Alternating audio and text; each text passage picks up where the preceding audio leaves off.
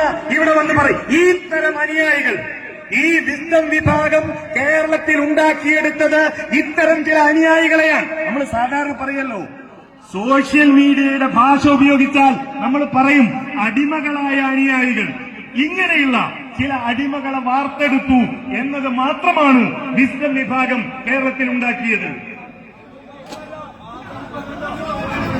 അൽഹംദുലില്ലാഹ് അൽഹംദുലില്ലാഹ് വഹദ വസ്സലാത്തു വസ്സലാമു അലാ റസൂലിൽ അമീൻ. ഏറെ സന്തോഷം നിറഞ്ഞ ഒരു അവസ്ഥയിലാണ് നമ്മളുള്ളത്. ലാ ഇലാഹ ഇല്ലല്ലാഹ് എന്ന കലിമത്ത് തൗഹീദ് പറയാൻ പോലും ധൈര്യമില്ലാത്ത രീതിയിലേക്ക് സമൂഹം മാറി. എനിക്ക് വിശുദ്ധ ഖുർആനിൽ ഒരു ആയത്ത് ഓർമ്മ വരികയാണ്. സൂറത്ത് അഹ്കാഫിൽ അല്ലാഹു സുബ്ഹാനഹു വ തആല പറഞ്ഞതുപോലെ ഇന്നല്ലദീന ഖാലൂ റബ്ബുനല്ലാഹ് സുമ്മ ഇസ്തഖാമൂ വലാ ഖൗഫുൻ